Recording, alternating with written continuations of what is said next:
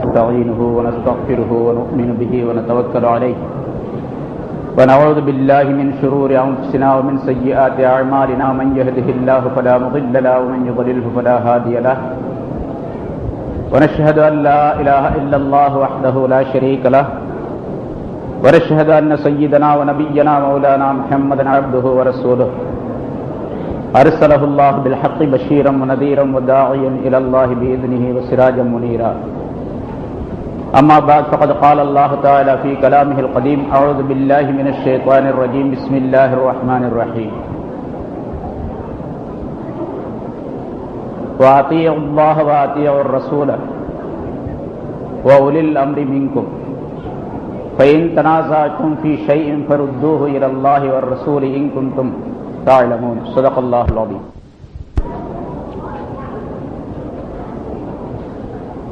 கண்ணியத்திற்குரிய இந்த சிறப்பான விழாவின்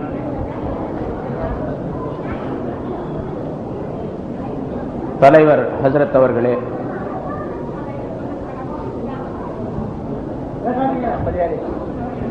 இங்கே வருகை தந்திருக்கும் சங்கைக்குரிய ஆலிம் பெருமக்களே,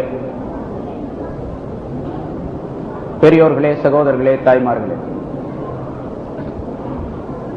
ஒரு அருமையான கூட்டம் இங்கே ஏற்பாடு செய்யப்பட்டு நடைபெற்றுக் கொண்டிருக்கின்றது. எதற்காக வேண்டி இந்த கூட்டம் ஏற்பாடு செய்யப்பட்டிருக்கின்றதோ அதனுடைய தொடக்கம் இந்த ஊர் சங்கரம்பந்தல். நான் சங்கரம்பந்தல்ல இருந்திருக்கிறேன் 3 வருஷம். சில பேருக்கு தெரியலாம், பல பேருக்கு தெரியாம இருக்கலாம். 67, 68, 69 3 வருஷம் இருந்தது.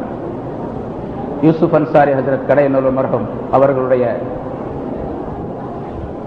காலத்தில் அவர்கள் இங்கே நாசிராக பணியாற்றும் பொழுது நான் அவர்களோடு சேர்ந்து பணியாற்றி இருக்கின்றேன். அப்போ மஸ்ஜிதில் முகமது அலி அஜித் இருந்தாங்க, அப்துல் லத்தீப் அண்ணன் தான் மேனேஜராக இருந்தாங்க, அப்துல் ஹமீத் ஆஜியார் இருந்தாங்க. அவங்கெல்லாம் நல்லா பழக்கம் உள்ளவங்க தான். ஆனால் ரொம்ப நாள் ஆச்சு. அதுக்கு பிறகு இடையில ஒரு தடவை 2 தடவை இங்கே வந்திருக்கிறேன். கயிறு ஒரு அருமையான சூழ்நிலையில இருந்த ஊரை இங்கிருந்து இது ஆரம்பிக்கப்பட்டு இன்றைக்கு தமிழ்நாடு முழுவதும் அல்ல, அவர்களே சொல்லுவதை போன்று தமிழ் பேசும் மக்கள் எங்கெல்லாம் இருக்கின்றார்களோ அங்கெல்லாம் இந்த குழப்பங்கள் நடைபெற்றுக் கொண்டிருக்கக்கூடிய சூழ்நிலையை பார்க்கின்றோம். குழப்பம் இல்லைன்னு அவங்க சொல்றாங்க, ஆனா நம்ம யாரும் ஒத்துக்கிறது இல்லை. நான் சொல்றாங்க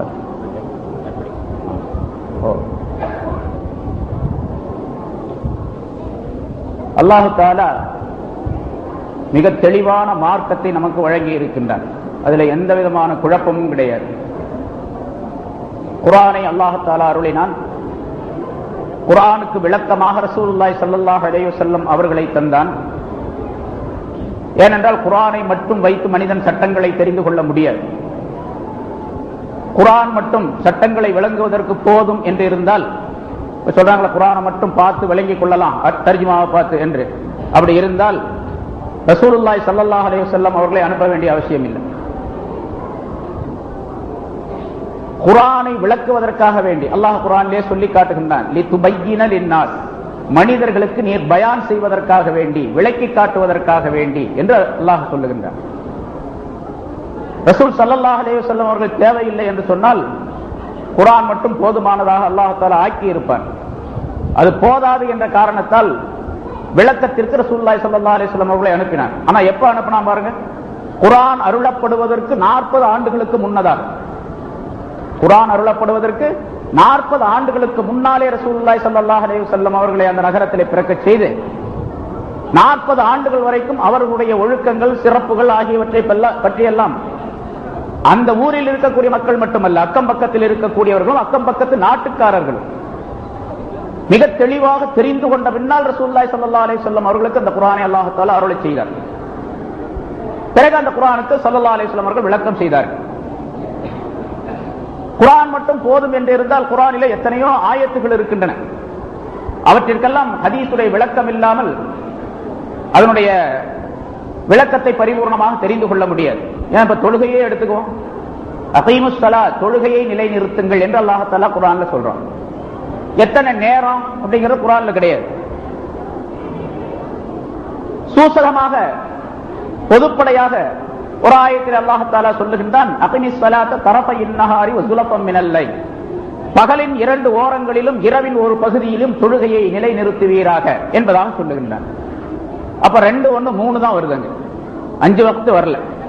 5 நேரம் என்று தெளிவாக குர்ஆன்ல கிடையாது. ரசூலுல்லாஹி ஸல்லல்லாஹு அலைஹி வஸல்லம் அவர்கள் தான் கம்சு ஸலவாத் என்பதாக 5 தொழுகை என்பதாக சொல்லித் தருகின்றார்கள். அது எந்தெந்த நேரத்தில் தொழப்பட வேண்டும் என்பதையும் சொல்லாலும் செயலாலும் ரசூலுல்லாஹி ஸல்லல்லாஹு அலைஹி வஸல்லம் நிரூபித்து காட்டியிருக்கின்றார்கள். அதே போன்று ஜகாத்தை பற்றி ஆத்து ஜகா, ஜகாத்தை கொடுத்து வாருங்கள் என்று அல்லாஹ் சொல்லுகின்றான். எந்த பொருளில் இருந்து ஜகாத்து கொடுக்க வேண்டும், எவ்வளவு ஜகாத்து கொடுக்க வேண்டும் என்பது பற்றியுள்ள விளக்கங்களை எல்லாம் ரசூலுல்லாஹி ஸல்லல்லாஹு அலைஹி வஸல்லம் அவர்கள் தான் சொல்லுகின்றார்கள்.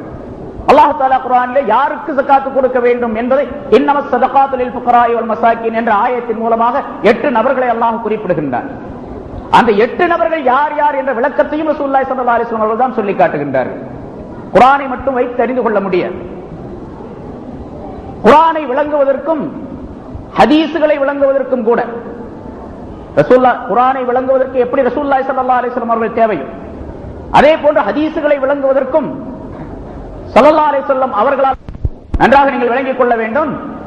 குர்ஆன் போதும் ஹதீஸ் போதும் என்று சொல்லக்கூடியவர்களுக்கு சில கேள்விகளை நாம் கேட்டால் பதில் சொல்ல முடியாது, குர்ஆன் ஹதீஸ்ல கிடையாது. சரி, இப்ப நான் அந்த சப்ஜெக்ட் சில ஆரம்பிச்சு சில விஷயங்களை உங்களுக்கு சொல்ல வேண்டும். அதுக்கு முன்னதாக இங்க வரும்போதே அந்த கார்னர்லயே அந்த பாலத்துக்கிட்டே ஒரு நோட்டீஸ் கொடுக்கப்பட்டது. அது போன வாரம் என்னுடைய பள்ளியில எனக்கு எதிராக நான் போட்ட ஒரு நோட்டீஸுக்கு எதிராக கொடுக்கப்பட்ட ஒரு நோட்டீஸ், இந்த துப்பு துலங்கியது அப்படின்னு சொல்லிட்டு விளக்கமும் துலக்கமும் அப்படின்னு சொல்லி நான் ஒரு நோட்டீஸ் போட்டேன். அது இங்க யாருமே கொடுக்கல பாருங்க. அதை கொடுத்திருக்கணும், ஒழுங்கான ஆளுகளா இருந்தா அதை கொடுத்திருக்கணும். முதல்ல அந்த நோட்டீஸ் கொடுத்துட்டு அப்புறம் அதுக்கு அடுத்தது நான் விளக்கமும் துலக்கமும் நான் போட்டேன், விளக்கமும் துலக்கமும் என்று போட்டேன். அதுக்கு பதில் தான் அந்த இன்ஜினியர் எழுதியிருக்காரு, விளங்காமையும் துளங்காமையும் அப்படின்னு சொல்லிட்டு எழுதியிருக்காரு. இளங்காமையும் துளங்காமையும் என்று எழுதியிருக்காரு. இதை கொடுத்தவங்க என்ன பண்ணணும் கேட்டா அந்த நோட்டீஸை கொடுக்கணும், என்னுடைய நோட்டீஸ். அப்பதான் நியாயமான ஆள்கள் அர்த்தம். என்னுடைய நோட்டீஸ் படிச்சு பார்த்து அதற்கு பதில் இவர் எப்படி எழுதியிருக்காருன்னு பார்த்தா தான் தெரியும். சரி, நான் ஒரு நோட்டீஸ் எழுதுனேன், அதுக்கு பதில் அதுக்கு முன்னதாக அந்த இன்ஜினியர் சார் எனக்கு ஒரு கடிதம் எழுதியிருந்தார். அந்த கடிதத்தான் நோட்டீஸாக போட்டிருந்தார். கடிதத்துக்கு பதில் சொல்லுங்கள் என்பதாக கடிதம் எழுதிவிட்டு மறுநாளே கடிதம் வியாழக்கிழமை கிடைக்குது, எனக்கு வெள்ளிக்கிழமை காலையில் நோட்டீஸா போட்டார். வெள்ளிக்கிழமை காலையில் நோட்டீஸ் வந்துருச்சு. நான் கடிதத்துக்கு பதில் வெள்ளிக்கிழமை காலையில் தான் போஸ்ட் செஞ்சேன். அவருக்கு அவருடைய கடிதத்திற்கு பதில் வெள்ளிக்கிழமை காலை நேரத்தில் செய்யறேன். கொஞ்ச நேரத்திலே நோட்டீஸ் வந்துருச்சு. கடிதத்துக்கு பதிலை எதிர்பார்த்து விட்டு நான் சொல்லுவது சரியா இல்லையா என்பதை பார்த்து விட்டு அவருக்கு அதுக்கு பிறகு அவர் நோட்டீஸ் வெளியிட்டு இருக்க வேண்டும், இவர் சொன்னது சரியில்லை அப்படின்னு சொல்லி. ஆனா நான் என்னுடைய பதில் போவதற்கு முன்னதாகவே பதில் போஸ்ட்ல பாக்ஸ்ல போடப்படக்கூடிய அதே நேரத்தில் நோட்டீஸ் வெளியாக்கப்பட்டு விட்டது.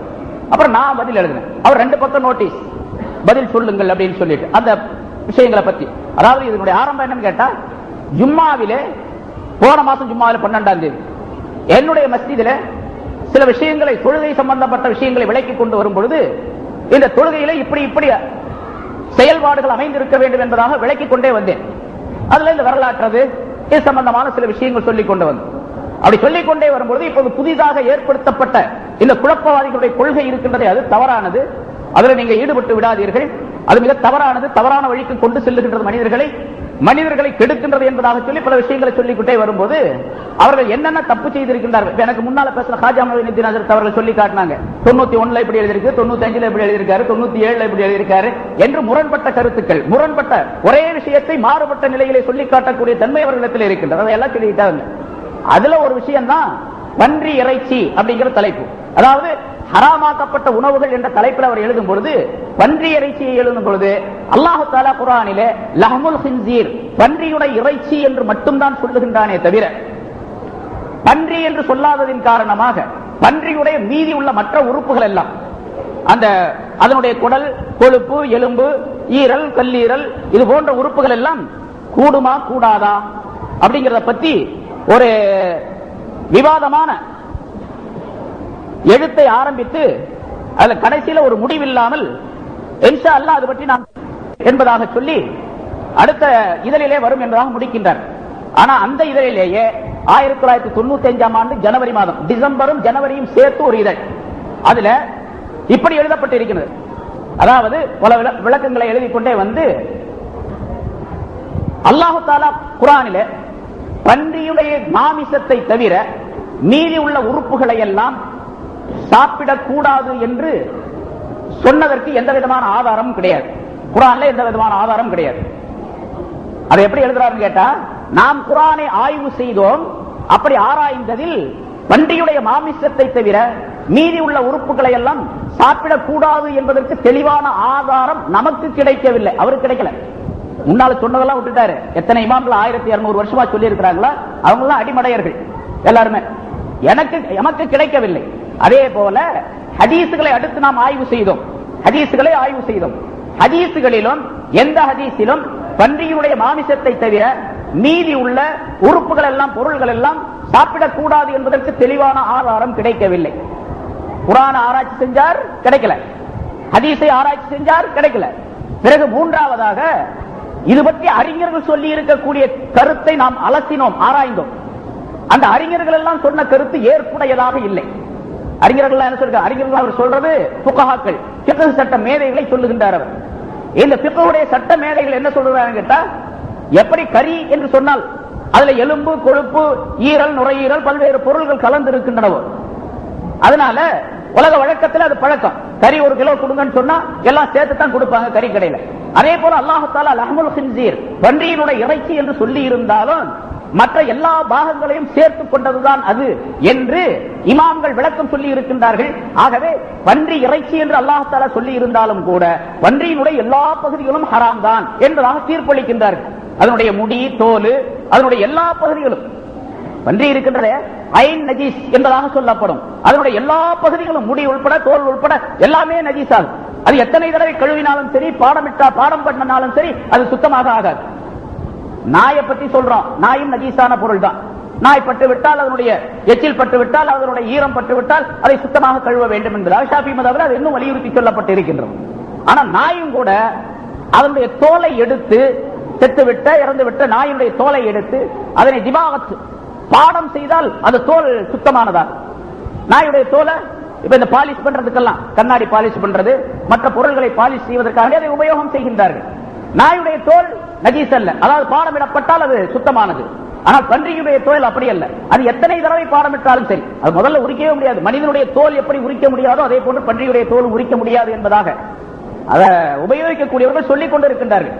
ரொம்ப மெல்லிசான தோலா இருக்கும், அதை பயன்படுத்துவதற்கு முடியாது என்பதால். சரி, அது வேற விஷயம்.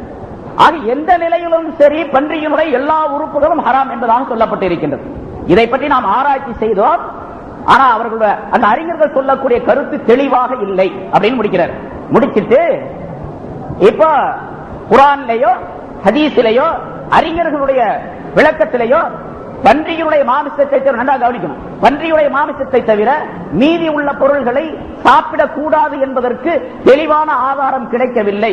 இருந்தாலும் அறிஞர்கள் எல்லாம் இப்படி சொல்லி இருக்கின்ற காரணத்தால் பன்றியுடைய இறைச்சியை தவிர மீதி உள்ள உறுப்புகளை, பொருள்களை சாப்பிடாமல் இருப்பது பேணுதல், பேணுதல் என்ற அடிப்படையில் சாப்பிடாமல் இருப்பது சிறப்பு என்று எழுதப்பட்டிருக்கின்றது. இப்ப நீங்க சொல்லுங்க, நான் உங்கள்கிட்ட கேட்கிறேன், இங்க இருக்கக்கூடியவங்கள சொல்லுங்க பார்க்கலாம்.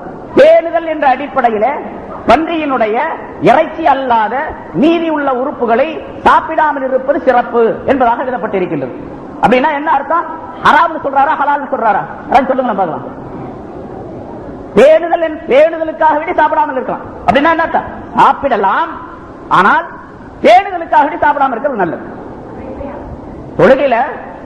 தொழுகையில அரக்கை சட்டை போட்டுக்கொண்டு தொழலாம். முழுக்கை சட்டை போடுறது நல்லது, அரக்கை சட்டை போட்டுக்கொண்டு தொழுவது நல்லது, தொழுகிறது நல்லதல்ல. பேணுதல் என்ற அடிப்படையிலே அரக்கை சட்டை போட்டுக்கொண்டு தொழுவது சிறப்பானதல்ல. அதனால நம்ம மக்ரூஹ் என்பதாக ஃபுகஹாக்கள் குறிப்பிடுகின்றார்கள். சரி, அரக்கை சட்டை போட்டு தொழுதால் கூடுமா கூடாதா அப்படின்னு கேட்டா என்ன சொல்லுவோம்? அரக்கை சட்டை போட்டு தொழுதால் கூடும், ஆனால் பேணுதல் என்ன? அரக்கை சட்டை போடாமல் இருப்பது பேணுதல். பேணுதல் அடிப்படையில் சாப்பிடாமல் இருப்பது சிறந்ததுன்னு சொன்னா என்ன அர்த்தம்? சாதாரண ஒரு அறிவாளி, சாதாரண சராசரி ஒரு முஸ்லிம் கூட சொல்லி விடுவார். பேணுதல் என்று அடிப்படையில் சாப்பிடாமல் இருப்பது சிறப்பு அப்படின்னு சொன்னா சாப்பிடலாம், இந்த உறுப்புகளை எல்லாம் சாப்பிடலாம், பேணுதலுக்காக சாப்பிடாம இருக்கிறது நல்லது. 6 மணிக்கு சூரியன் மறையுது, மகரிபுடைய தொழுகை 6 மணிக்கு சூரியன் மறைஞ்ச உடனே மகரிபுடைய நேரம் உதயம் ஆயிடுது, வந்துருது. மகரிபுடைய நேரம் எவ்வளவு நேரம், எந்த மணி, என்ன மணி என்று கேட்டால் 6 மணிக்கு மகரிபுடைய நேரம் வருகின்றது. தொழலாமா தொழக்கூடாது, தொழுகலாம். ஆனால் பேணுதலுக்காக ஒரு 5 நிமிஷத்தை கூட்டிக் கொள்வது நல்லது.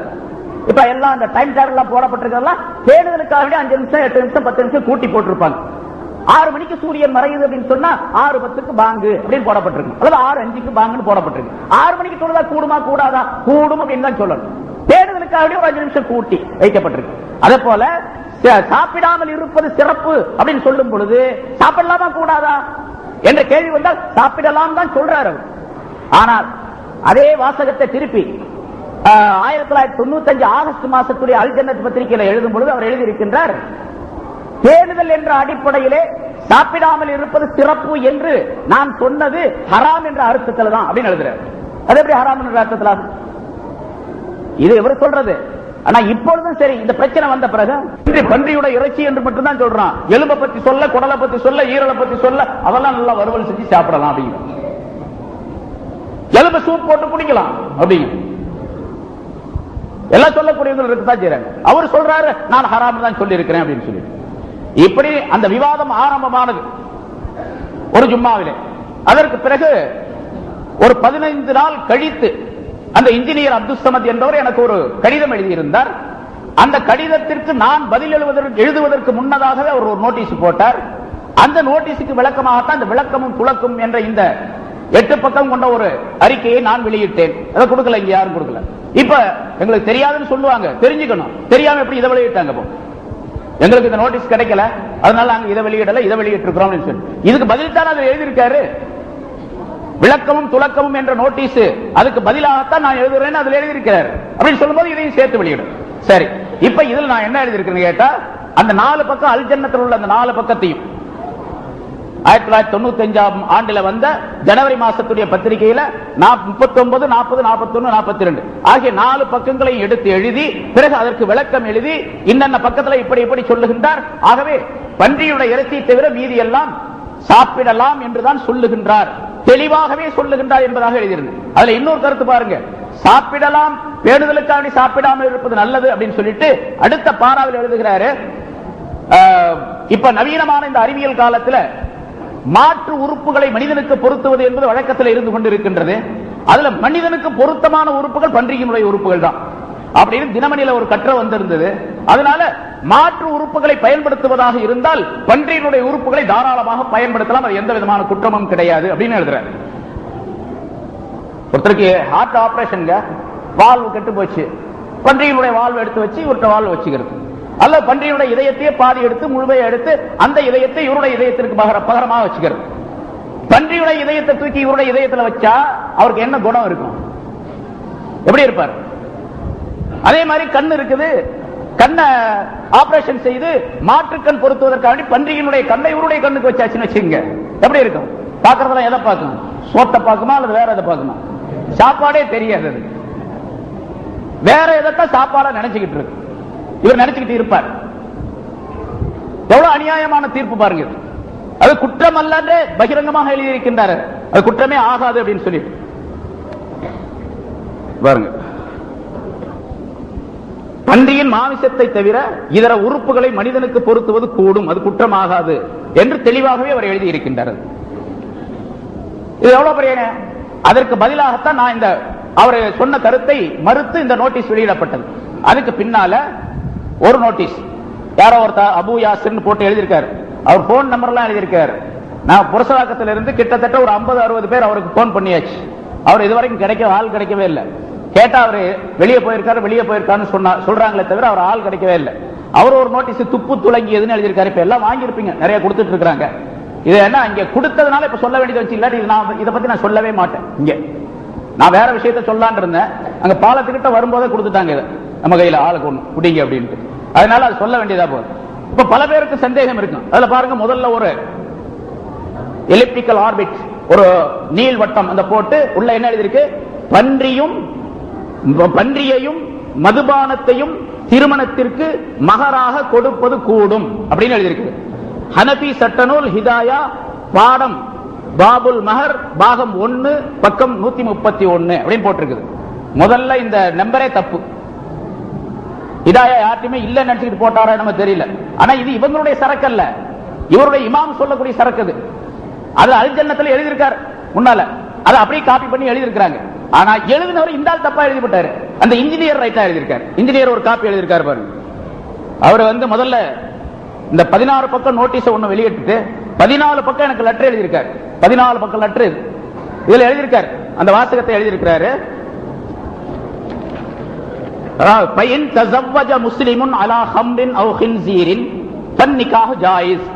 ஹிதாயா அல் ஜில்துல் அவ்வல் சஃபா 321 சஃபா பாபுல் மஹர் அப்படின்னு எழுதியிருக்காரு. அது அரபியில் எழுதியிருக்காரு.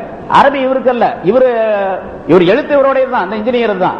ஆனா இது அவர் எழுதுனது அல் ஜன்னத்தில் எழுதுனது இந்த அரபிய, அதை அப்படியே காப்பி பண்ணி எழுதியிருக்கிறாரு. இப்ப இவர்கிட்ட போய் நம்ம கேட்டோம்னு வச்சுங்க, எங்க அந்த பாடத்தை எடுங்க பார்க்கலாம் அப்படின்னா இவருக்கு தெரியாது, மொழிப்பாரு.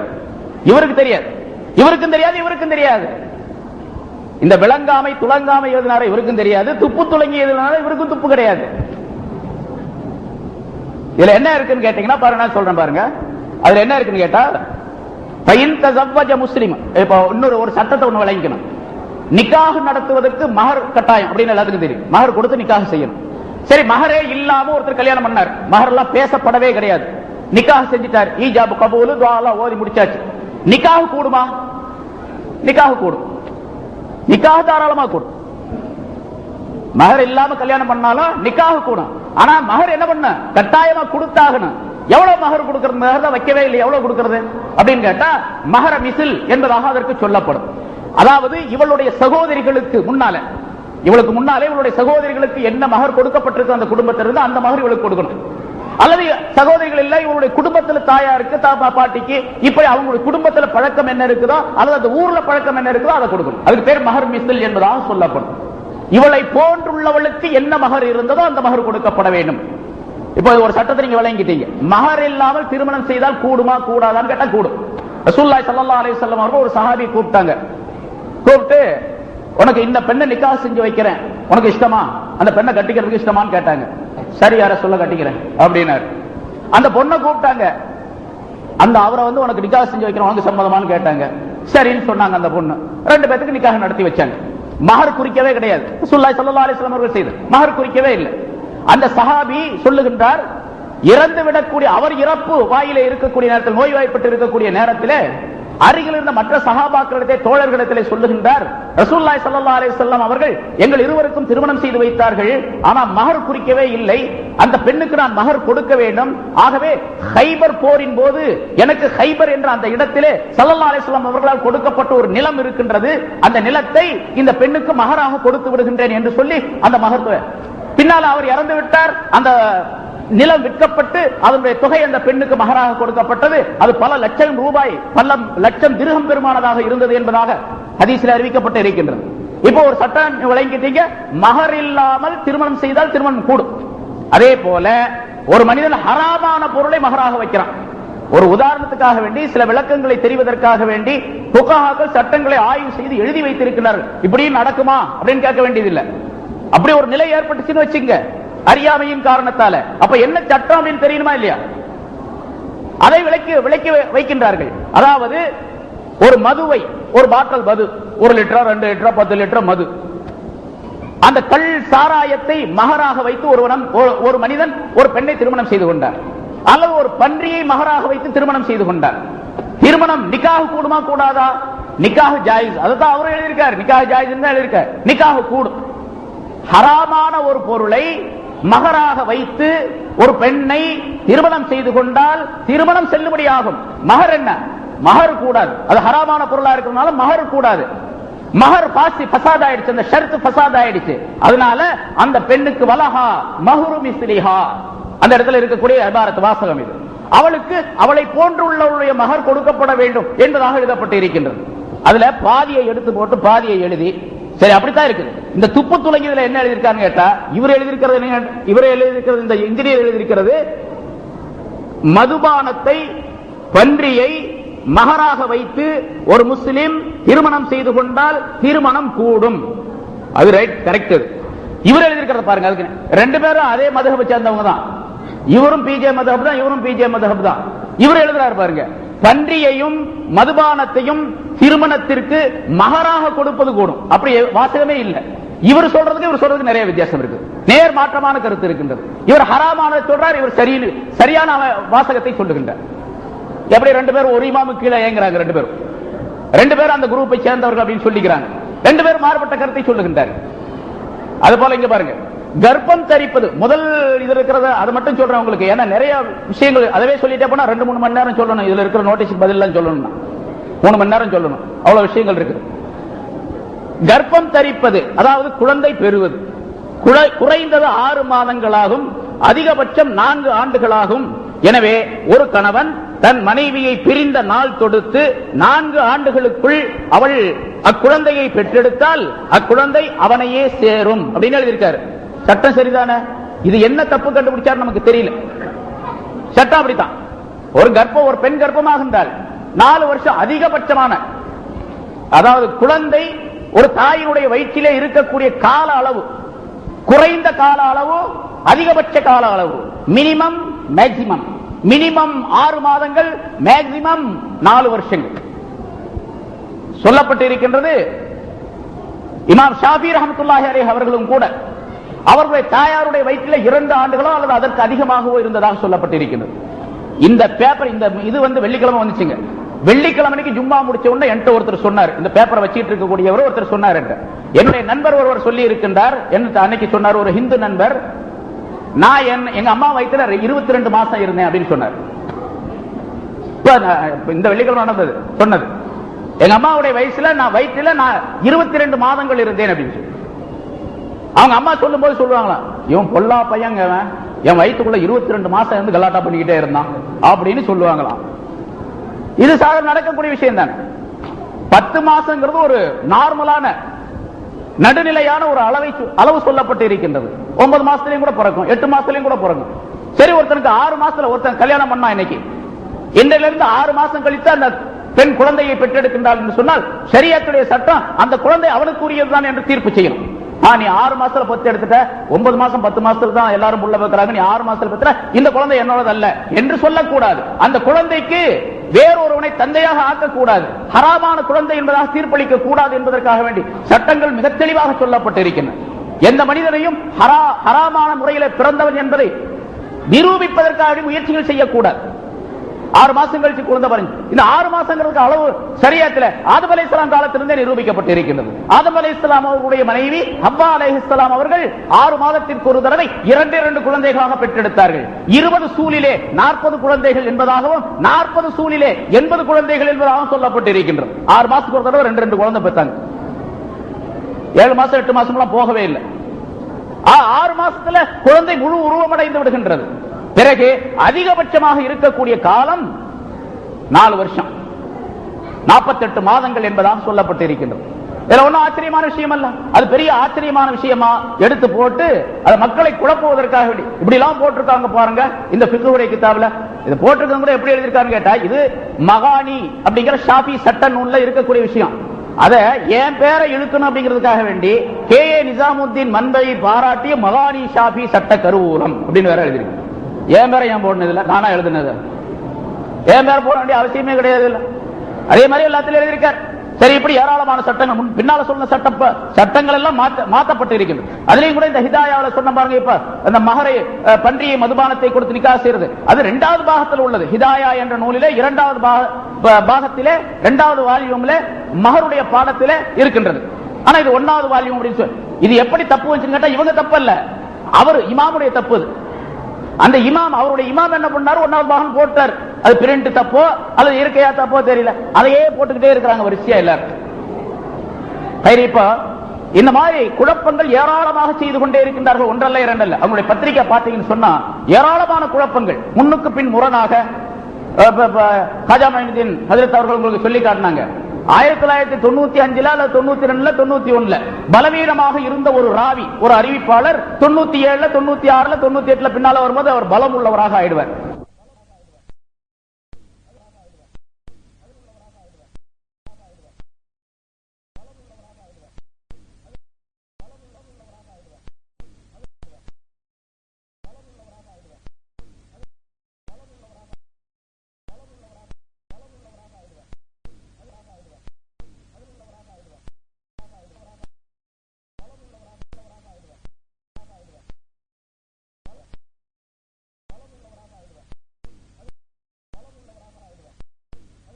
ஹாஜா மொய்னுதீன் ஹஜ்ரத் அவர்கள் உங்களுக்கு சொல்லி காட்டினாங்க.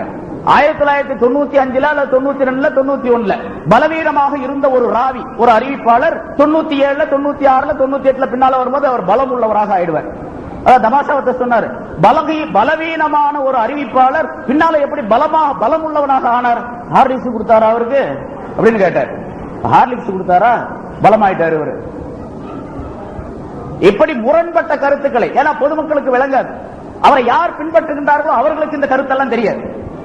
அவர்களை கிதாப் எடுத்து இங்க எத்தனையோ பேர் என்கிட்ட வர்றாங்க, என்கிட்ட வர்றதே கிடையாது, யாருமே என்கிட்ட வர்றது கிடையாது. நம்ம வர சொல்லித்தான் சொல்றோம், யாருமே வர்றது கிடையாது. அவங்க சொல்றாங்க விவாதத்துக்கு வாங்க, இப்ப ஒரு தனி ஒரு நோட்டீஸ் கூட இருக்கு, விவாதத்துக்கு தயாரா அப்படின்னு. நாங்க விவாதத்துக்கு தயாரு, நடுவர் யார் அப்படின்னு கேட்கிறோம். இப்போ நான் வர்றேன்னு வச்சுங்க, நான் அவங்க ஒரு 10 பேர் வர்றோம், அவங்க ஒரு 10 பேர் வர்றாங்க, பிஜேயுடைய தலைமையில ஒரு குரூப் வருது, அதற்கு கலீல் அஹ்மத் அஜத்துடைய தலைமையில ஒரு குரூப் வருது அப்படின்னு வச்சுங்க. 2 பேர் உட்கார்ந்து பேசுறோம், 2 பேர் சொல்றது நியாயம். ஏன்னா நான் எங்களுடைய குரூப் வரும் பொழுது நாங்கள் எதை சொல்லுகின்றோமோ அதுதான் ஹக்கு, அதுதான் சத்தியம் என்று உறுதிப்பட்ட பிறகுதான் நாங்கள் வருகின்றோம். அதே போன்று அவங்க என்ன பண்ணிட்டு வர்றாங்க, நாங்க சொல்றதுதான் சத்தியம் உண்மை அப்படின்னு சொல்லிட்டு வர்றாங்க. அப்புறம் விவாதத்துக்கு வேலையே இல்லையே. விவாதம் சொன்னா ஹக்கை தெரிந்து கொள்வதற்காக, யார் பக்கம் ஹக்கு இருக்கின்றது, யார் பக்கம் சத்தியம் இருக்கின்றது, உண்மை இருக்கின்றது என்று தெரிந்து கொள்வதற்காக வந்து மஜ்லிஸ்ல உட்கார்ந்து நான் சொல்றதுதான் சரி அப்படின்னு சொல்லி வந்து உட்கார்ந்து அதுக்கு பேர் விவாதமே அல்ல, அதுக்கு பேர் விவாதம் அல்ல, அதுக்கு பேர் விவகாரம். நான் தான் நோட்டீஸ்ல எழுதியிருந்தேன், இவர்களிடத்தில் விவாதம் செய்வது விவேகமாகாது அப்படின்னு எழுதியிருந்தேன். விவாதம் செய்வது விவேகமாகாது அப்படின்னு அவருக்கு அதுக்கு ஒரு பதில் எழுதியிருக்காரு. இப்போ இந்த விவாதத்துக்கு கூப்பிடுறாங்க பாருங்க, அதே பெரிய தப்பு. முதல்ல விவாதம் அப்படின்னு சொன்னாத முலாலரா பாஸ் பண்றது, பிரச்சனைகளை அலசி ஆராய்ந்து யார் பக்கம் உண்மை இருக்கின்றதோ அவருடைய கருத்தை மற்றவர் ஏற்றுக்கொள்வது, அதுக்கு பேர் முனாலரா. இந்த முனாலராவுக்கு முதல் நிபந்தனை என்று சொன்னால் என்னவென்று சொன்னால் முமாசலா என்பது இருக்க வேண்டும். 2 தரப்பில் இருக்கக்கூடியவரும் சம அந்தஸ்துடையவராக, அறிவிலே ஆற்றலிலே சம அந்தஸ்துடையவராக அவர் இருக்க வேண்டும். அறிவிலே சம அந்தஸ்துடையவர்களாக இருக்க வேண்டும். இவருக்கு எவ்வளவு அறிவாற்றல் இருக்கின்றதோ அதே போன்று அவருக்கு இருக்க வேண்டும். அவருக்கு எவ்வளவு அறிவாற்றல் இருக்கின்றதோ மார்க்க சம்பந்தமாக அந்த அறிவாற்றல் இவரிடத்திலும் இருக்க வேண்டும் என்பதாக நிபந்தனை சொல்லப்பட்டு இருக்கின்றது. அப்படி இல்லை, ஏற்றத்தாழ்வாக இருக்கின்றது. ஒன்று எனக்கு கூட இருக்கிறது, அவருக்கு கூட இருக்கும் அறிவாற்றல். கூடுதல் குறைவாக இருக்கக்கூடிய எப்படி விவாதம் செய்யறது? சரி, அப்படியே விவாதம் செய்தாலும் கூட 2 பேரும் சரியானதுதான் என்று தங்களுடைய வாதத்தை நிரூபிக்க முற்படக்கூடிய நேரத்தில் யார் தீர்ப்பு சொல்லுவது? யார் நடுவராக இருப்பது? நடுவராக இருப்பதற்கு ஆளும் கிடையாது. அதனால நடுவராக இருந்து தீர்ப்பு சொல்வதற்காக ஏற்படுத்தப்பட்ட கூட்டங்கள் எல்லாம் கலகலத்து விட்டன, அதெல்லாம் தவறாக முடிந்து விட்டது. இப்போ இப்படி ஏராளமான முரண்பாடுகள் அவர்களிடத்தில் இருக்கின்றன. அந்த முரண்பாடுகளை வைத்துக் கொண்டே சரி கண்டு கொண்டு இருக்கின்றார்கள். அதான் பெரிய ஆச்சரியம். இதுல இன்னொரு விஷயம் என்னன்னு கேட்டா, முரண்பாடு இருக்குதுங்கிறது அவங்களுக்கே தெரியாது. இப்ப நாங்கெல்லாம் வேலை இல்லாம அவருடைய புத்தகத்தை போட்டு ஆராய்ச்சி பண்ணிட்டு இருக்க வேண்டியது இருக்குது. அவங்களுக்கு ரொம்ப சந்தோஷமா இருக்கும், ஆஹா நம்ம எழுதக்கூடிய புத்தகங்கள்லாம் படிக்கிறாங்க அப்படின்னு சந்தோஷமா இருக்கும். ஆனா நாங்க எதுக்காக படிக்கிறோம் கேட்டா, அவர் என்ன தப்பு சொல்லி இருக்கிறாரு அப்படிங்கறதுக்காக, அதை பாக்குறதுக்காக படிக்கிறோம். நான் ஒரு மதரசாவுக்கு போயிருந்தேன். அந்த மதரசாவுடைய மாணவர்கள் அல் ஜன்னத் பத்திரிகை, அன்னஜாத் பத்திரிகையும் ஆரம்பத்திலிருந்து வந்ததை ஒவ்வொரு வருஷத்துக்கு தனித்தனியா எடுத்து பைண்டு கட்டி பத்திரமா பாதுகாத்து வச்சிருக்கிறாங்க. அதுல ஏன் அப்படின்னு கேட்டா, அதுல குறிப்பு எழுதி வச்சிருக்காங்க. இது 1987 இப்படி 1987 இப்படி சொல்லியிருக்கார், 88 இப்படி சொல்லியிருக்கார், 89 இப்படி சொல்லியிருக்கார், 90 இப்படி சொல்லி என்ற மாறுபட்ட கருத்துக்களை அவர் சொல்லி இருக்கக்கூடிய அந்த விஷயங்களை எடுத்து காட்டுகின்றார். அப்படி மாறுபட்ட கருத்துக்களை சொல்லி சொல்லி அதை நியாயப்படுத்தக்கூடியவர்களும் உண்டு. அவருடைய கூட்டத்தில் இருக்கக்கூடியவர்கள் அவர் சொல்றதுதான் சரி அப்படின்னு. அப்படின்னா விவாதத்துக்கு பார்க்கலாம், எதுக்கு எடுத்தாலும் இதுதான் அவருடன் விவாதம் பண்ண முடியுமா அப்படின்னு சொல்லி. விவாதம் பண்றது என்ன பெருசா? பேச்சாற்றல் இருக்குது பாருங்க. இப்ப நான் பேசுறேன், என்னுடைய பேச்சாற்றலை விட ஒரு 10 மடங்கு 20 மடங்கு அதிகமான ஆற்றல் உடையவர் அந்த பி ஜைனுலாபுதீன் அப்படிங்கிறவர். இங்கதான் இருந்திருக்காரு, உங்களுக்கு எல்லாம் தெரியல, அநேகமா பேசியிருப்பார், பல இடங்கள் பல கூட்டங்கள் இந்த இடத்துல பேசியிருப்பார். என்ன ஆற்றல் உள்ளவர். பேச்சாற்றலை வைத்து ஒரு மனிதனுடைய அறிவை, ஒரு மனிதனுடைய தீனை நிர்ணயம் செய்ய முடியாது. பேச்சாற்றல் என்பது ஸல்லல்லாஹு அலைஹி வஸல்லம் அவர்கள் சொல்லுகின்றார்கள், இன்ன ஃபில் பயான் லஸஹரா, பயான்ல சஹர் இருக்கின்றது. அடுத்தவருடைய மனதை கவர்ந்து இழுக்கக்கூடிய தன்மை, அடுத்தவரை தன் கட்சிக்கு சேர்க்கக்கூடிய தன்மை அதில் இருக்கின்றது என்பது ஸல்லல்லாஹு அலைஹி வஸல்லம் அவர்கள் சொல்லுகின்றார்கள். பேச்சினால்தான ஒரு கட்சியே ஆட்சிக்கு வந்தது. பேசி பேசி மேடையில பேசிய கட்சி ஆட்சிக்கு வந்து அந்த ஆட்சி இன்றும் இருக்கின்றது. நம்ம பார்க்கிறோம். பேச்சினாலே வந்தது. பேச்சு கவர்ச்சியாக இருக்கின்றது. ஆக பேச்சினால வெல்ல முடியாது, எங்களை வெல்ல முடியாது என்று எங்களுக்கு பேச்சு திறமை இருக்கிறது, வெல்ல முடியாது என்று சொன்னா சைத்தானை விட அதிகமா பேசுறவங்க யாரும் கிடையாது. சைத்தானோட அறிவாளி யாரும் கிடையாது. அவங்க புத்தகத்தெல்லாம் பாருங்க, எங்களை சார்ந்தவர் இவர், எங்களுடைய இமாம், எங்களுடைய தலைவர் பி ஜைலாபுதீன் அப்படின்னு சொல்லி போடக்கூடிய இடங்கள் எல்லாம் சிறந்த அறிவாளி, சிறந்த பேச்சாளர், மிகச்சிறந்த கருத்துக்களை சொல்லக்கூடியவர். தமிழ்நாடு மட்டுமல்ல, இலங்கை மட்டுமல்ல, இந்த உலகத்தில் இருக்கக்கூடிய எல்லா, இந்த பூமியில் இருக்கக்கூடிய எங்கெங்கே தமிழ் பேசுகின்றார்களோ அங்கெல்லாம் இவரை பற்றி போற்றப்படுகின்றது, புகழப்படுகின்றது. அவ்வளவு பெரிய அறிவாளியாக, ஆற்றல் மிக்கவராக அவர் இருக்கின்றார் அப்படின்னா எழுதுகிறாங்களே தவிர அவர் நல்ல தொழுகையாளியாக இருக்கின்றார், தஹஜ்ஜுத் தொழுகின்றார், தக்வா உடையவராக இருக்கின்றார், பேணுதல் உடையவராக இருக்கின்றார். எங்கேயாவது காட்டுங்க பார்க்கலாம், எந்த புத்தகத்திலேயாவது. அவர் பேணுதல் உடையவராக இருக்கின்றார், சிறந்த தொழுகையாளியாக இருக்கின்றார், தக்வா உடையவராக இருக்கின்றார், அல்லாஹ்வுடைய அச்சம். அதற்கு தான் சொன்னாங்க சலீல் அஹ்மத் சென்னைக்கு ஒரு பையன், ஒரு மாணவர் வந்து அந்த பி ஜைலாபுதீனுடைய கேசட்டுகள் விற்கக்கூடிய இடத்துக்கு போய் கேட்டார். அந்த கடையில போய் அவருடைய கேசட்டாக ஒரு இடத்துல விற்கப்படுது. அந்த இடத்துல போய் கேட்டார், பிஜே பேசி இருக்கக்கூடிய கேசட்டுகளிலே தக்வாவை பற்றி அவர் பேசி இருக்கக்கூடிய ஒரு கேசட் கொடுங்க. அப்படி ஒண்ணும் கிடையாது அப்படின்ட்டார். மத்த எல்லா கேசட்டும் இருக்குது, தக்வா பத்தி அவர் பேசுறது கிடையாது அப்படின்ட்டார். இது நிதர்சனமாக நடந்தது, இது உண்மையாக. ஏன்னா அதை பத்தி பேசுறது கிடையாது. இப்ப அளவுகோல் என்ன? இமாம்களை நாம் பின்பற்றுகின்றோம், இமாம் அபூ ஹனீஃபா ரஹ்மத்துல்லாஹி அலைஹி அவர்களை நாம் பின்பற்றுகின்றோம் என்று சொன்னால், இமாம் ரஹ்மத்துல்லாஹி எப்படிப்பட்டவர்கள்? வெறும் அறிவு மட்டும் உள்ளதா அவங்களுக்கு? 20 விதமான சிபத்துகள் அவர்களுக்கு சொல்லப்படுகின்றன. வெறும் இல்ம், அறிவு மட்டுமல்ல, வெறும் ஆற்றல் மட்டுமல்ல, அவர்கள் தீன் சம்பந்தமான 20 விதமான தன்மைகள். தக்வா உடையவர், வரவியத்து பேணுதல் உடையவர், சியானத்து பாதுகாப்பு, தீனுடைய பாதுகாப்பு உடையவர், இபாதத்து வணக்கம் உடையவர், இப்படி 20 விதமான சிபத்துகள் அவர்களுக்கு சொல்லப்பட்டு இருக்கின்றன. அப்படிப்பட்ட அற்புதமான ஒரு மனிதர் பின்பற்ற வேண்டும் என்று சொன்னால் இவரை விட்டு அவரை பின்பற்றுறது. இப்ப இவரும் தன்னை பின்பற்று சொல்றாரு, ஆனா சொல்றது கிடையாது. வெளியே சொல்லும் பொழுது நாங்க யாரும் பிஜேவை பின்பற்ற கிடையாது அப்படின்னு சொல்றாங்க. யாரை பின்பற்ற? ஒருத்தர் இப்ப யாராவது முன் வரட்டும், ஏதாச்சும் ஒரு கேள்வி கேட்போம், அவர் கேள்விக்கு பதில் தெரியல, அவர் என்ன சொல்றாரு, நாங்க போய் கேட்டு வந்து சொல்றோம் அப்படிங்கிற. அப்படிதான் எல்லாரும் சொல்றாங்க, நாங்க போய் கேட்டு வந்து சொல்றோம். யார்கிட்ட கேட்கிறாரு? பிஜே கேட்கிறாரு. அப்படின்னா என்ன அர்த்தம்? இவர் பிஜே வந்து இவருக்கு இமாம் அப்படின்னு அர்த்தம். இவர் குருவாக மதிக்கின்றார், தலைவராக மதிக்கின்றார், இவர் அவரை பின்பற்றுகின்றார். அவர் என்ன சொல்றாரு? அவர் விரல ஆட்ட சொல்றாரு, இவர் ஆற்ற பாருங்க. விரல ஆட்டுறது அது இல்லைன்னு சொல்லி வேற அன்னஜாத் பத்திரிகையில் 95 எழுதிட்டான். அது கிடையாது. விரலாட்டுவதற்கு ஆதாரபூர்வமான ஹதீசுகள் கிடையாது, அதனால விரலை ஆட்ட வேண்டியதில்லை. முதல்ல ஆட்டலாம்னு சொல்லிட்டு அப்புறம் ஆட்ட வேண்டியதில்லை அப்படின்னு சொல்லி இந்த சிராஜ் பத்திரிகை எனக்கு முதல்ல பேசினால இங்க வரல.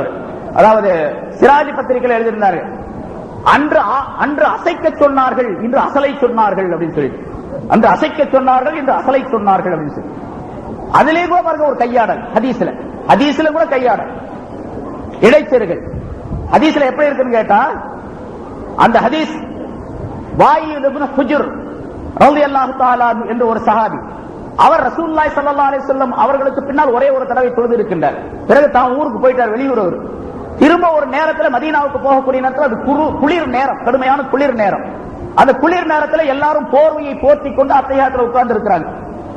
இவர் அறிவிக்கக்கூடிய ஒரு அந்த அறிவிப்பாளருடைய தொடரில் வருகின்றது, அவர்களுடைய கைகள் ஆடிக்கொண்டிருப்பதை நான் கண்டேன், போர்வைக்குள்ளே அவர்களுடைய கைகள் ஆடிக்கொண்டிருப்பதை கண்டேன் அப்படின்னு சொல்றாரு.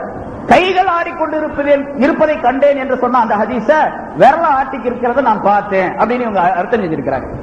போர்வைக்குள்ள கை இருக்குது, விரல இப்படி தூக்கிட்டு இருக்கிறாங்க, ஆடிக்கிட்டு இருக்குன்னா என்ன அர்த்தம்? குளிர்னால கை நடுங்கிட்டு இருந்துச்சு என்று அதில் சொல்லப்படுகின்றது. சரி, அப்படியே விரலை ஆட்டுவது என்று இருந்தாலும் கூட அதுக்கு இமாம்கள் நிறைய கருத்துக்களை எழுதுகின்றனர். விரலை ஆட்டுகின்ற அந்த வாசகத்தில் அந்த ஹதீஸில் எப்படி வருகின்றது என்று சொன்னால், அந்த விரலை அசைத்துக் கொண்டிருந்தார்கள், விரலை அசைத்தார்கள் என்பதாக வருகின்றது. விரலை அசைத்தார்கள் அப்படிங்கிறதுக்கு இந்த விரலை அசைக்க கூடாது, இப்ப இவங்க ஆற்ற மாதிரி ஆட்டக்கூடாது அப்படின்னு சொல்றதுக்கு இமாம்கள் சொல்லக்கூடிய கருத்து, அத்தஹியாத்தில் ஓதும் பொழுது அஷ்ஹது அல்லா இலாஹ இல்லல்லாஹ் என்று சொல்லும் பொழுது விரலை கீழிருந்து மேலே தூக்கி திரும்பவும் கீழே வைத்தால் அதுவும் அசைக்குதல் என்றுதான் பொருள். முதல்ல கீழே இருந்து மேல தூக்குறாரு, அப்புறம் கீழே வச்சிடுறாரு என்று இருந்தால் அதுவும் அதற்கும் பெயர் அசைக்குதல் என்றுதான் சொல்லப்படும். அதனால அசைக்குதல் ஆட்டிக்கொண்டே இருக்க வேண்டிய அவசியம் என்பது கிடையாது அப்படின்னு. ஆனா இவர் எழுதக்கூடிய நேரத்தில் அந்த ஹதீஸை இப்படி திரித்து எழுதுகின்றார். கான யுஹர்ரிகுஹா, கான யுஹர்ரிகுஹா, அசைத்துக் கொண்டே இருந்தார். அந்த கானங்கிற ஒரு வார்த்தையை சேர்த்து அதிகபட்சமாக அந்த ஹதீஸ்ல சேர்த்து கான யுஹர்ரிகு, ஆட்டிக்கொண்டே இருந்தார். அது இஸ்திம்ரார் என்ற நிரந்தர தன்மை, நிரந்தர வாசகத்தை அர்த்தத்தை கொடுக்கின்ற காரணத்தால் கான என்ற வார்த்தையை ஒரு எழுத்தை சேர்த்து வார்த்தையை சேர்த்து கான யுஹர்ரிகு, ஆட்டிக்கொண்டே இருந்தார் அப்படின்னு அர்த்தம் செய்யறார். ஹதீஸ்ல இல்லாததை கொண்டு சேர்த்தால் என்ன அர்த்தம்? ஸல்லல்லாஹு அலைஹி வஸல்லம் அவர்கள் சொல்லுகின்றார்கள், என் மீது எவர் ஒருவர் பொய் சொல்லுகின்றாரோ அவர் தங்குமிடத்தை நரகமாக ஆக்கிக் கொள்ளட்டும் என்றாக சொன்னார்கள். அந்த இடத்துல கானங்கிறது சேர்த்திருக்கார். அதோடு மட்டுமல்ல, கான யுஹர்ரிகுஹா யதுஉ பிஹா, அங்க யுஹர்ரிகுஹா யதுஉ பிஹா அப்படின்னு இருக்குது. யதுஉ பிஹா என்று சொன்னால் அந்த அஷ்ஹது அல்லா இலாஹா இல்லல்லாஹ் என்று சொல்லக்கூடிய நேரத்திலே அதன் மூலமாக துஆ கேட்டவராக அசைத்துக் கொண்டிருந்தார். அதை நான் பார்த்தேன் அவர் சொல்றார். இந்த யதுஉ பிஹா அப்படிங்கிறதுக்கு துஆ கேட்டவராக அப்படிங்கிற அர்த்தம். ஆனா அவர் என்ன அர்த்தம் எழுதியிருக்கார் தெரியுமா? யதுஉ பிஹா, யாரையோ கூப்பிடுவதை போல அசைச்சுக்கிட்டு இருந்தார் அப்படின்னு எழுதியிருக்காரு. ஏங்க யாராவது கூப்பிடுறா விரல்லையா கூப்பிடுவாங்க? இப்படியா கூப்பிடுவாங்க? இங்க வாப்பா அப்படின்னா கூப்பிடுவாங்க. யாரையோ கூப்பிடுவதை போன்று அர்த்தமே இல்லாம இருக்குது, ஒப்புவமையே இல்லாம இருக்குது. யாரை கூப்பிடணும்? இப்படி கூப்பிடணும் அல்லது இப்படி கூப்பிடணும். இவர் விரல்ல இப்படி கூப்பிடுறதுன்னா என்ன அர்த்தம்? யாரையோ கூப்பிடுவதை போன்று அசைத்துக் கொண்டிருந்தார் அப்படின்னு அர்த்தம் தப்பு. வேறொரு வார்த்தையை சேர்த்து கையாடல் செய்து அதுல அதிகபட்சமாக சேர்த்து அர்த்தம் செய்யப்பட்டிருக்கிறது.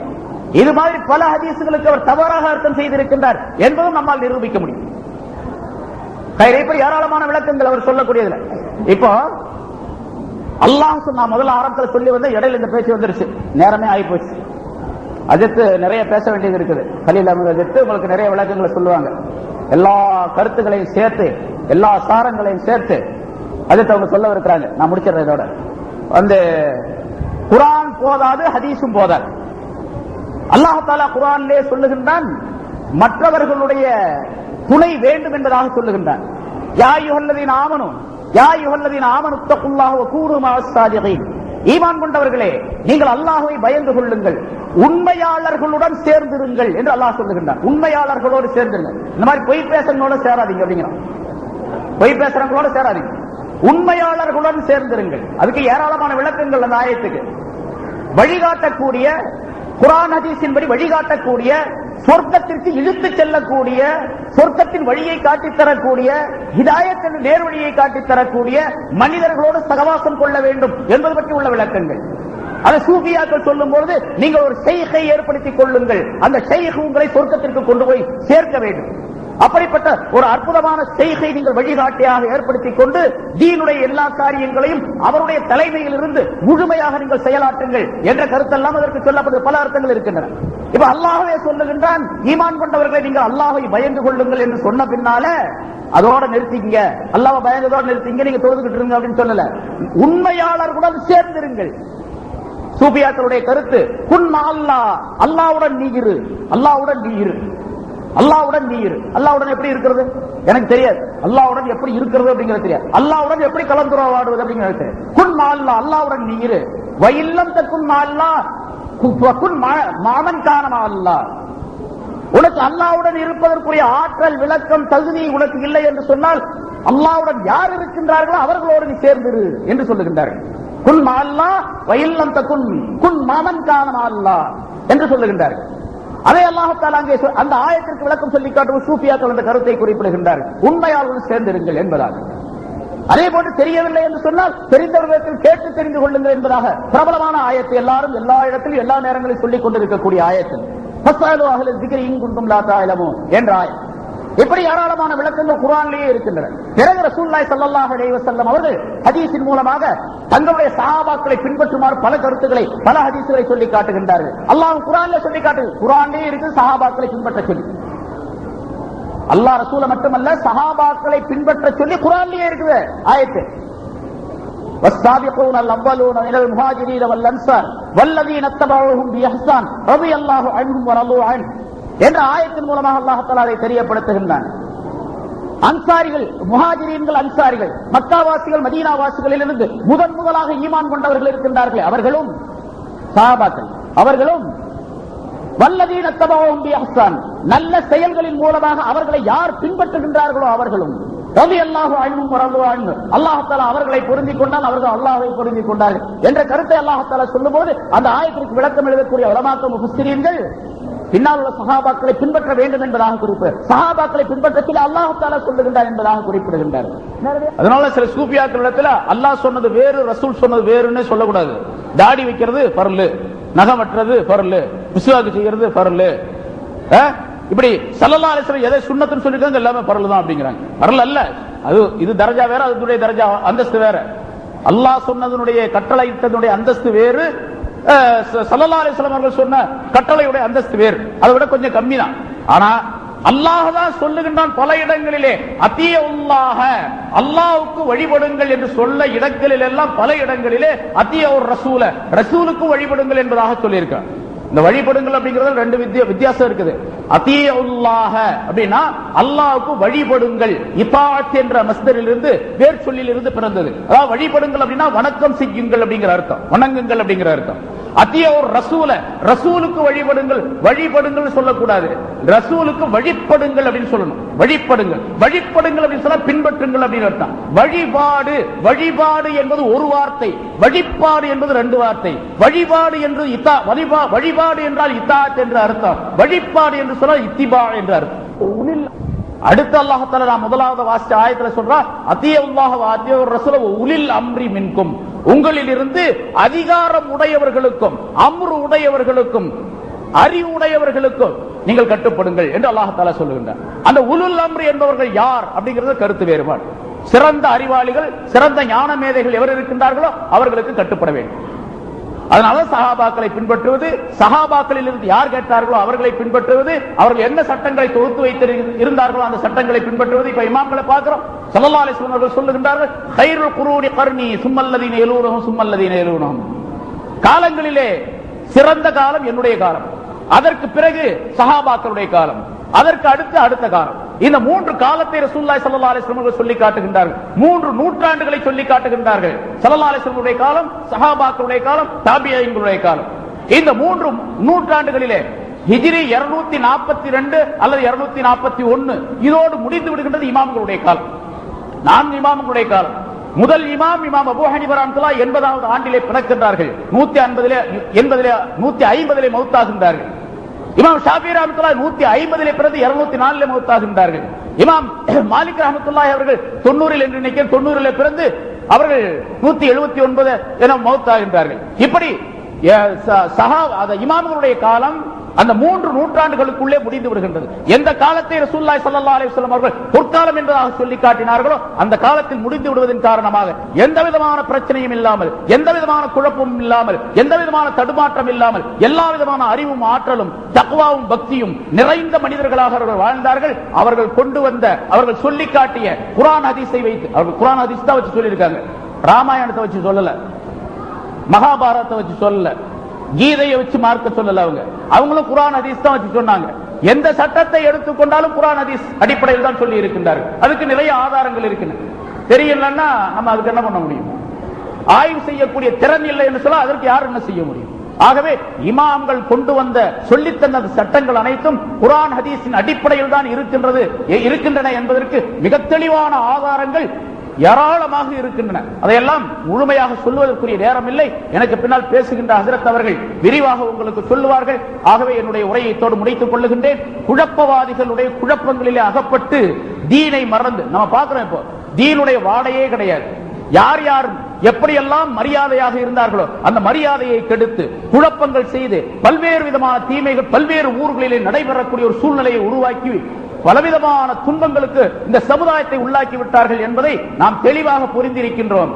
இதுவரைக்கும் எந்த விதமான குழப்பமும் இல்லாத அமைதி சூழ்நிலையிலே இருந்த ஒரு சமுதாயத்தில் பல்வேறு விதமான குழப்பங்களை செய்து பல்வேறு விதமான தீமைகள் நிறைந்திருக்கக்கூடிய ஒரு சூழ்நிலையை உருவாக்கி விட்டார்கள். அப்படிப்பட்டவருடைய கூட்டத்திலே இணையாமல் சேராமல் நம்மை நாம் பாதுகாத்துக் கொள்ள வேண்டும். அல்லாஹ் தஆலா அதற்குரிய தௌஃபீக்கை நம் அனைவருக்கும் தந்தருள்வானாக என்று கேட்டு என்னுடைய இந்த உரையை முடிக்கிறேன். வாஹிர் தாவானா அல்ஹம்துலில்லாஹி ரப்பில் ஆலமீன்.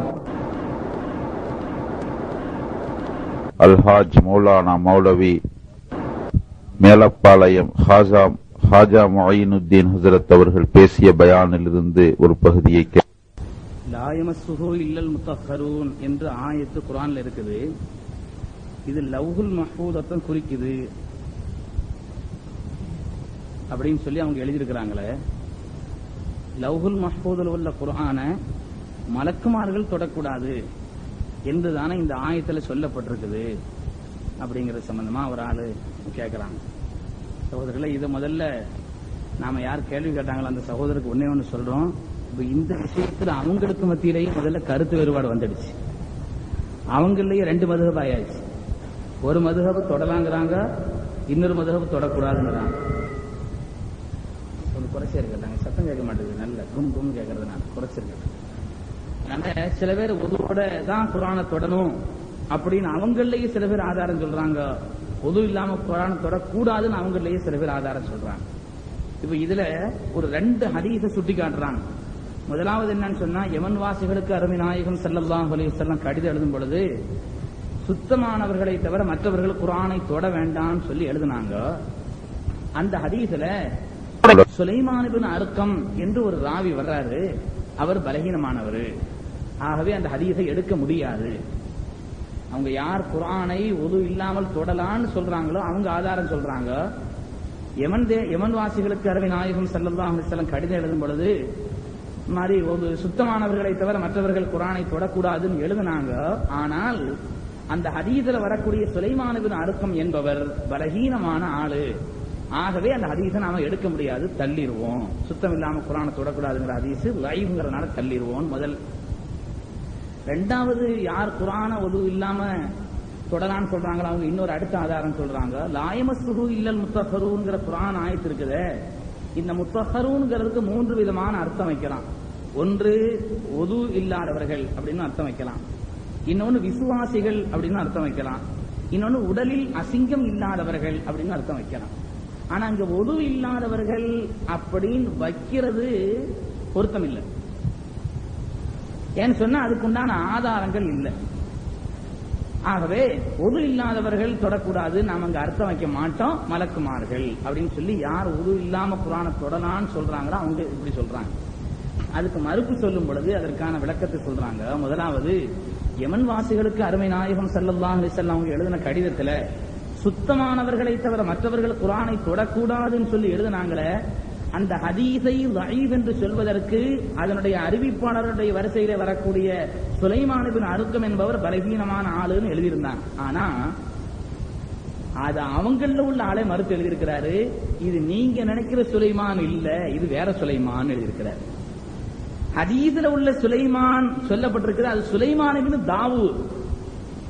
ஆனா நீங்க சுலைமான் இப்னு அர்கம்னு நினைச்சுக்கிட்டீங்க. சுலைமான் இப்னு தாவூத் பலமான ஆள், அவர் நம்ப தகுந்த ஆள் என்று ஹதீசுக்கலை வல்லுநர்களால் நிரூபிக்கப்பட்டிருக்கிறது. ஆகவே சுலைமான் இப்னு அர்கம் பலகீனமானவர் என்று சொல்லி நீங்க தப்பிக்காதீங்க. ஆகவே அந்த ஹதீஸ் எடுக்கப்பட வேண்டியது தள்ளப்பட வேண்டியது அல்லன்னு நாம சொல்றது போலவே அவங்க சொல்லியிருக்கிறாங்க ஆதாரத்தை. ஆகவே முதல் ஹதீஸ் அவங்க தள்ளுறதுக்கு சொன்ன காரணம் சரியில்லை. சுலைமான் இப்னு அர்கம் பலகீனமான ஆளுன்னு சொன்னாங்க இல்லையா, பாவம் நீங்க நம்புற சுலைமான் இல்ல அவர் சுலைமான் இப்னு தாவூதுங்கிற அந்த ராவி அவங்க பலமான ஆளுங்கிறது பல வகையில. அதுக்கு ஒரு 4-5 ஹதீஸ் ஆதாரமா வச்சு அந்த 4-5 ஹதீஸ்கள்ல வரக்கூடிய ஆட்கள் அவரை சரியான ஆளுன்னு சொல்றாங்க. அதுக்கு நான் தஹரீவ்லையும் மற்ற கிதாபுகள்லையும் அவரை நம்ப தகுந்த ஆளுங்கிறத நிரூபணமா இருக்குது. ஆகவே அது சுலைமான் இப்னு அர்கம் அல்ல, சுலைமான் இப்னு தாவூதுங்கிற ஆள். ரெண்டாவது அவங்க சொன்னாங்க இல்லையா, லா யமஸ்ஸுஹு இல்லல் முத்தஹ்ஹரூன்ங்கிற வார்த்தையில 3 அர்த்தம் எடுக்கலாம். அது ஒது இல்லாதவர்கள் அப்படின்னு அர்த்தம் எடுக்கலாம், உடல்ல அசிங்கம் இல்லாதவர்கள் அப்படின்னு அர்த்தம் எடுக்கலாம், விசுவாசிகள் முஃமின்கள் என்று அர்த்தம் வைக்கலாம் அப்படின்னு சொன்னாங்களே. இதுல ஒது இல்லாதவர் என்று அர்த்தம் வைக்கிறது தான் பொருத்தம்ங்கிறதுக்கு வேறு வேறு ஹதீஸ்கள் ஆதாரமா இருக்கு. லா யமஸ்ஸுஹு இல்லல் முத்தஹ்ஹரூன்ங்கிற அந்த முத்தஹ்ஹரூன்ங்கிற வார்த்தைக்கு ஒது இல்லாதவர்கள் என்று அர்த்தம் வைப்பதுதான் சரி என்பது வேறு பலவிதமான ஹதீசுகள் அந்த செய்தியை உறுதிப்படுத்துகிறது. உதாரணமாக இதே போலவே அருமை நாயகம் ஸல்லல்லாஹு அலைஹி வஸல்லம் அவர்கள் ஹஸ்ஸான் இப்னு பிலால் ரலியல்லாஹு தஆலா அன்ஹு அவர்களை ஒரு பயணத்தில் அனுப்பி வைக்கும் பொழுது சொன்னாங்க, நீ சுத்தம் இல்லாம குர்ஆனை தொடக்கூடாதுன்னு சொன்னாங்க. ஹஸ்ஸான் பின் பிலால் ரலியல்லாஹு அன்ஹு அவர்களை வெளியூருக்கு பயணம் அனுப்பி இருக்கும் பொழுது சொன்னாங்க, நீங்க சுத்தம் இல்லாம குர்ஆனை தொடக்கூடாதுன்னு சொன்னாங்க. இதுல மனித சமூகத்தில் சிறந்த ஒரு ஆளை, பெருந்தொடக்கு இல்லாத ஒரு ஆளை நீங்க சுத்தம் இல்லாம குர்ஆனை தொடக்கூடாதுன்னா என்ன அர்த்தம்? மனித சமூகத்தில் சிறந்த ஒரு மனிதர், பெரிய சஹாபி, அப்படிப்பட்ட ஒரு ஆளை பார்த்து அருமை நாயகம் ஸல்லல்லாஹு அலைஹி வஸல்லம் சொல்றாங்க, நீங்க சுத்தம் இல்லாம குர்ஆனை தொடக்கூடாது. அவர் பெருந்தொடக்கு இல்ல. அப்படின்னா இது ஒது இல்லாமல் குர்ஆனை தொடக்கூடாதுங்கிற அந்த அர்த்தத்தை தவிர இந்த ஹதீஸுக்கு வேற என்ன அர்த்தம்? ஆகவே முத்தஹரூன் என்ற அந்த வார்த்தைக்கு ஒதுவோடு உள்ளவர்கள், அதாவது லாயமத்துஹில் முத்தஹரூன்னா ஒது இல்லாமல் தொட மாட்டார்கள் என்ற அர்த்தம் வைக்கிறது தான் பொருத்தம்ங்கிறதுக்கு இந்த ஹதீஸை ஆதாரமா சொல்றாங்க. அதுக்கடுத்து இன்னொரு ஹதீஸ் ஆதாரமா சொல்றாங்க. அதற்கு செய்தனா முஸ்அப் பின் ஸஅத் ரலியல்லாஹு தஆலா அன்ஹு அவர்கள் சொல்றாங்க, நான் ஒரு நாள் அதற்கு செய்தனா ஸஅத் பின் அபீ வக்காஸ் ரலியல்லாஹு தஆலா அன்ஹு அவர்களுக்கு முன்னால குர்ஆனை பிடிச்சிட்டு இருந்தேன். குர்ஆனை அப்படி பிடிச்சிட்டு இருக்கும் பொழுது எனக்கு கொஞ்சம் சொரிய வேண்டியது வந்துச்சு. நான் பிடிச்சு நின்னுகிட்டே இருந்தா கொஞ்சம் சொரிய வேண்டியது வந்துச்சு. கொஞ்சம் பலமா சொறி எடுத்துச்சு. அதனால கொஞ்சம் பலமா சொரிஞ்சேன். பலமா சொரிஞ்சதுல கொஞ்சம் நல்ல சொறி எடுக்க வேண்டியது வரும்பொழுது அங்க கை விட்டு சொரிய வேண்டியது, மேல சொரிஞ்சா கொஞ்சம் நல்ல படாதுங்கிறதுனால கை விட்டு சொரிஞ்சேன். அப்ப அதற்கு ஸஅத் பின் அபீ வக்காஸ் எல்லாம் என்ன அநேகமா நீங்க சொரியும் பொழுது இந்த ஆண்குறியில பட்டிருக்கலாம் போல் தெரியுத அப்படின்னு கேட்டாங்க. நான் ஆமான்னு சொல்லிட்டேன். குர்ஆனை கீழே வைங்க, போய் ஒது செய்துட்டு வாங்கன்னு சொன்னாங்க. அப்படின்னா நீங்க குர்ஆனை கீழே வைங்க, போய் ஒது செய்து வாங்க என்று சொன்னார்கள். நான் போய் ஒது செய்து விட்டு வந்தேன் என்று அவர்கள் சொல்லக்கூடிய ஹதீஸ் இமாம் மாலிக் ரஹ்மத்துல்லாஹி அலைஹி அவர்கள் தங்களுடைய ஹதீஸ்ல பதிவு செய்திருக்கிறாங்க. மொத்தாவில் அதே போல பைஹக்கில இந்த ஹதீஸ் வருது. ஆகவே ஒது துஹுர் இல்லாமல் குர்ஆனை தொடக்கூடாது அப்படிங்கிற அந்த வார்த்தைக்கு ஒது இல்லாமல் அப்படிங்கிற அர்த்தம் வைக்கிறது தான் இதர ஹதீஸ்களின் அடிப்படையில் ஆதாரப்பூர்வமா அமைஞ்சிருக்கு. அவங்க யமன் வாசிகளுக்கு எழுதின சுலைமான் பின் அர்கம் எழுதினாங்க இல்லையா, அவங்க நினைச்ச சுலைமான் அல்லது வேற சுலைமான், அவர் ஆதாரப்பூர்வமானவர். முத்தஹருங்கிற வார்த்தைக்கு ஒது இல்லாமல் குர்ஆனை தொடக்கூடாது அப்படிங்கிறது தான் இதர ஹதீஸ்களின் அடிப்படையில பொருத்தம்ங்கிறது நமக்கு ஆதாரமா நிரூபணம் ஆகுது.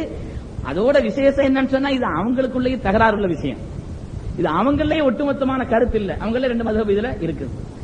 அதுக்கு அடுத்து இன்னொரு இதுல ஒரு ஆள் கேட்டாரு, விரலை ஆட்டுவது சம்பந்தமா அப்படின்னு கேட்டிருக்கிறாங்க. இதுவும் அவங்களுக்குள்ள பிரச்சனைக்குள்ளது.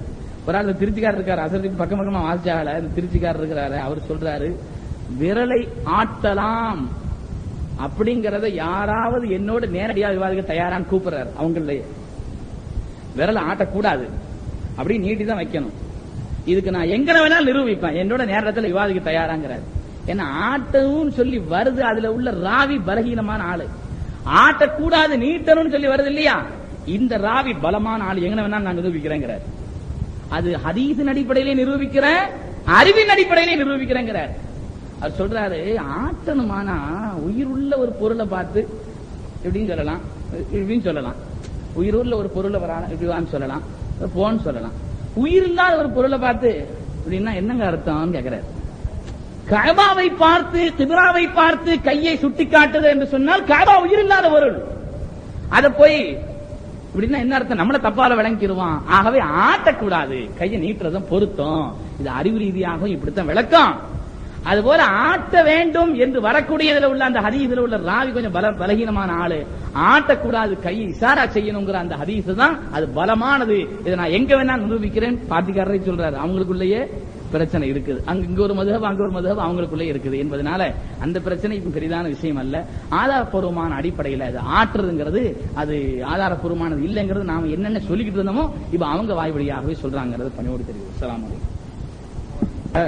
நாங்க அங்க ஜமாத் சார்பா ஒரு புஸ்தகம் ஒன்று போட்டோம். அங்க ஷரியத் பேரவைன்னு ஒன்று இருக்கு மெட்ராஸ்ல. போன மாசம் 28ஆம் தேதி கூட்டம் நடந்துச்சு. அதுல புக்கு போட்டு வெளியிடப்பட்டிருக்கு. யாராவது இங்க உள்ளவங்க இந்த புக்கு யார் வேணாலும் போடலாம், போட்டுக்க வசதி உள்ளவங்க போட்டு கொடுக்கும்படி நம்ம தலைவர் அவரிடத்தில் நான் கேட்டுக்கொள்கிறேன். இமாம்களை பின்பற்றுதல், அத்தஹியாத்தில் ஆட்காட்டி விரலை ஆட்டுதல், தொப்பி போடாமல் தொழுதல், பெண்கள் மஸ்ஜிதுக்கு வருதல், இது சம்பந்தம் 4 விஷயம் சம்பந்தமாக ஒரு அருமையான விளக்கம். அதுல காஷிப் ஹுதாவுடைய முதல்வர் அவங்க இந்த இதை பத்தியும் எழுதியிருக்கிறாங்க. அதாவது இமாம்களை பின்பற்றாதுங்க அப்படிங்கறத பத்தி. சைஃபுத்தீன் ஹஜரத் மற்ற 2 கட்டுரையும், மற்ற ஒரு கட்டுரை நம்ம பல இதுகளை தொகுத்து போட்டிருக்கு. இதை யாரும் இந்த புஸ்தகங்கள் போட்டு எல்லாத்துக்கும் விநியோகிக்க முடிஞ்சா விநியோகிக்கும்.